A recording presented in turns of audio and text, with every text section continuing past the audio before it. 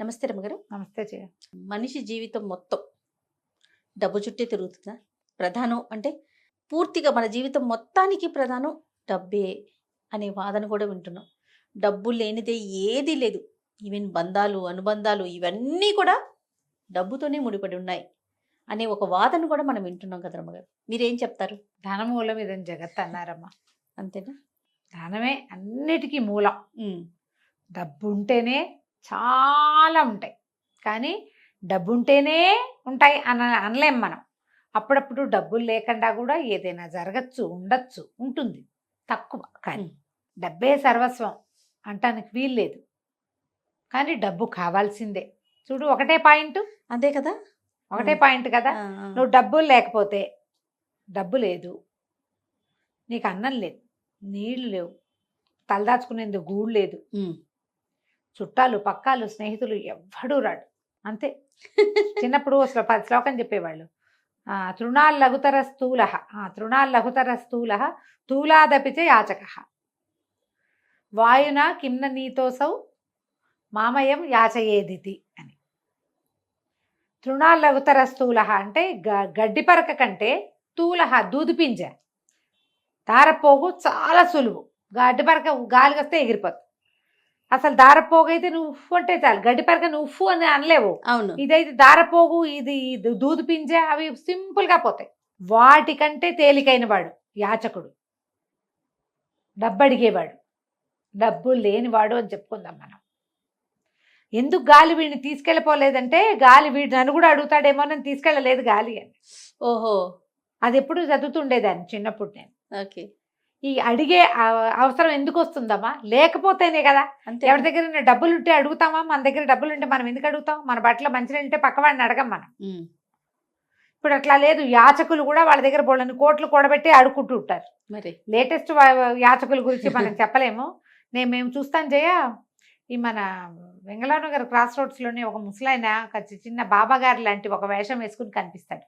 బాబాగారు వేషం అనకూడదు, ఎత్తుకో బట్ట కట్టుకుని గంధం బొట్టు ఏదో పెట్టుకుని, తర్వాత ఒక ముసలావిడే కనపడుతూ ఉంటారు. వాళ్ళని నేను హేవార్డ్ 6000 తాగుతూ చూశాను ఒకరోజు రాత్రి. నిజంగా నేను ఇంత ఓపెన్గా ఇలా చెప్తున్నానంటే నిజం కాకపోతే ఎందుకు చెప్తాను? చూసి మేము ఆశ్చర్యపోయాం. రాత్రి 11 గంటల వేళ 12 గంటలకో మేము వాటి నుంచి వాడు రాత్రిపూట వస్తూ ఉంటే కనపడ్డారు వాళ్ళిద్దరు, ముసలమ్మ ఆయన కూడా. ఇప్పుడు చూడు, అంత తాగలిగి ఇదిగా ఉండేవాళ్ళు అడుకోవాల్సిన అవసరం ఏమింది? ఈ కాలం అది. అంతే అంతే. మనకి డబ్బు లేకపోతే మనం దూది పింజ కంటే చులకనమ్మా, చులకన దానికంటే కూడా. ఎవరికైనా సరే డబ్బులు అవసరము. డబ్బే కాదు అనేది అప్పుడప్పుడు మనకి వర్కౌట్ అవుతుంది, కనపడుతుంది మనకి.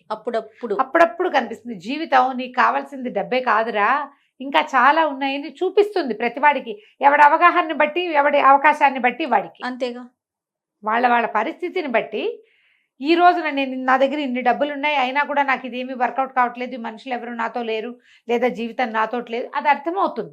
అందుకని డబ్బు వెనకాల పరిగెత్తినా మధ్యలో పరుగాపి చుట్టుపక్కల చూసుకోవాలి ఎవడైనా. ఇప్పుడు సంపాదన కోసమే వెంబడబడతాం. అవును. చివరికి సంపాదన ఉంటుందంటే ఉండదు. మనమేం వాటిని పట్టుకెళ్ళలేము. ఏది మనతోటి రాదు. కానీ మన చివరి అడుగు వరకు అది అవసరం. కరెక్ట్. డబ్బు అవసరం అమ్మ, దాన్ని గౌరవించాలి. డబ్బుని దానికి ఇవ్వాల్సిన గౌరవం ఇవ్వవలసిందే. నువ్వు వెంబడపడతావా, సగమే పరిగెడతావా, అవంతా నీ ఇష్టం. నువ్వు దేన్ని పోగొట్టుకుంటున్నావు, డబ్బులు వెనకాల పరిగెత్తేది అనేది ఇండివిజువల్గా ప్రతివాడు చూసుకోవాలి. ఇప్పుడు ఒక ఇల్లు, ఒక సంసారం, ఇంట్లో అందరూ డబ్బు వెనకాల పరిగెత్తే వాళ్ళే. అందరి దగ్గర డబ్బులు ఉన్నాయి, వాళ్ళకేం ప్రాబ్లమ్స్ కనపడవు చేయ.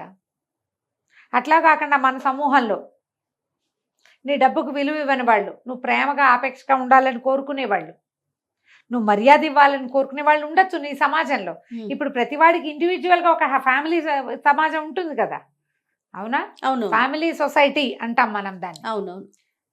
కుటుంబ సమాజం. ఇప్పుడు నీ కుటుంబ సమాజం ఎలాంటిదో నీ నేపథ్యాన్ని బట్టి నీ సమాజం అలాంటిదిగా ఉంటుంది.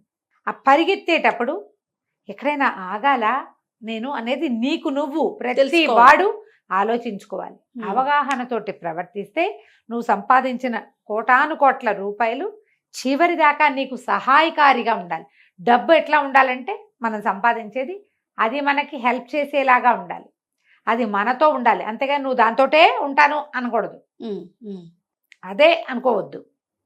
సంపాదనతో పాటు సమాజ శ్రేయస్సు, కుటుంబ సమాజం, స్నేహితులు, ధర్మం, ధర్మాచరణ, ఇవి కూడా అవసరం. ఒక పార్ట్ పెట్టుకుంటే జీవితంలో అప్పుడు ఏంటంటే నువ్వు డబ్బుల వెనకాల పరిగెడుతున్నా కూడా డబ్బు నిన్ను మింగేయదు. అంతే కదా. ఎలాగంటే పులి మీద స్వారీ చేయాలి. సంపాదన పిచ్చ అంతా కూడా వీళ్ళంతా ఎంతమందిని చూస్తున్నాంటే మనవాళ్ళకి కూడా సరిపోయేంత ఆస్తులు సంపాదించేయటం. పుసుక్కుని పోయారనుకో, వీళ్ళు ఎక్కడ దాచారో, వీళ్ళ బినామీలు ఎవరో, ఎక్కడెక్కడ ఏమేమి ఉన్నాయి ఎవరికీ తెలియదు, ఎవ్వరికీ తెలియదు. అవును. అంతెందుకు, సరిగ్గా చేసి చావలేదని ఆ పిల్లలు తిట్టిపోయటానికి, చచ్చిపోయాక కూడా తిట్టుకుంటారు నాన్నని, ఉండగానే చేసి ఉండాల్సింది అవును అంటారు కదా, అనుకుంటారు ఖచ్చితంగా. గౌరవం పోగొట్టుకోవాలా మరణించాక కూడా ఖచ్చితంగా. పిల్లలు కూడా అవస్థపడతారేమో, ఏం బాధపడతారు. నువ్వు ఏ పిల్లల సౌఖ్యం కోసం ఇంత సంపాదించి పోగేసావో ఆ పిల్లలకే ఇబ్బంది, సౌఖ్యం లేదు, వాళ్ళు నిన్ను తిట్టుకుంటారు, నీ మీద ప్రేమ ఉండదు కదా. అవును, ఆలోచించాలి. ఈ మామూలు చిన్న పన్న సంపాదనలు అనుకో, ఎవరికైనా డబ్బులు అవసరం కదమ్మా. ఎంత అవసరం డబ్బు, మరి అవసరానికి మించి సంపాదించుకోవాలి. ఇదే పొద్దున మనం పడుకుంటే పడిపోతే అప్పుడు ఎట్లా? అది నడవాలిగా, ఫ్యూచర్ కోసం ఆలోచించుకోవాలి కదా ఎంతో కొంత. మన ఫ్యూచర్తో పాటు మన పిల్లల ఫ్యూచరు అంత మటుకు చాలు. మన వాళ్ళ ఫ్యూచర్లో ఆలోచించక్కర్లేదేమో అనిపిస్తుంది. మనం మన పిల్లలు మన వాళ్ళ దాకా చూసాం, మన పిల్లలు అక్కడి నుంచి చూస్తాం, ముందుకెళ్తారు, చాలు కదా. అంతవరకు ఆలోచించితే కనీసం ఈ బంధాలు బాంధవ్యాలు వీటి మీద కొంత ఆలోచిస్తామేమో అప్పుడు కూడా. అంతే కదా. అంతే అంతే. ఎవరైనా సరే ఏమంటే మెరుగు బంగారు కణికలు ఎవరు మింగబోరు, ఎవడైనా ఉప్పు అన్నమే తినాల్సిందే, అన్నం తినాల్సిందే కదా. అవును అవును.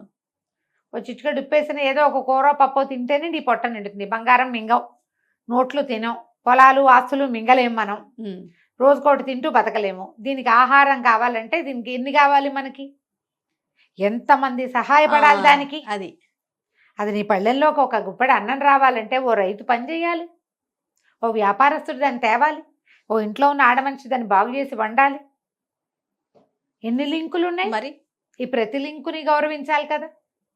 ఆలోచించండి, ఎంత సంపాదన ఉంటే అంత ధర్మాచరణ ఉండాలి. ఈ ధర్మంలో ఒక భగవంతుడు, సమాజ సేవే కాదు, కుటుంబం. మనం ఏ కుటుంబంలో పుట్టామో అది, ఏ జాతిలో పుట్టామో అది, ఏ దేశంలో పుట్టామో దాని గురించి ఇవన్నీ ఆలోచిస్తే నీ డబ్బు సంపాదన నువ్వు ఎంత పరిగెత్తినా మంచిదే. అది నువ్వు డబ్బు వెనకాల పరిగెడుతున్నట్టు కాదు, సమాజహితం కోరి కొంత పని చేస్తావు కదా నువ్వు.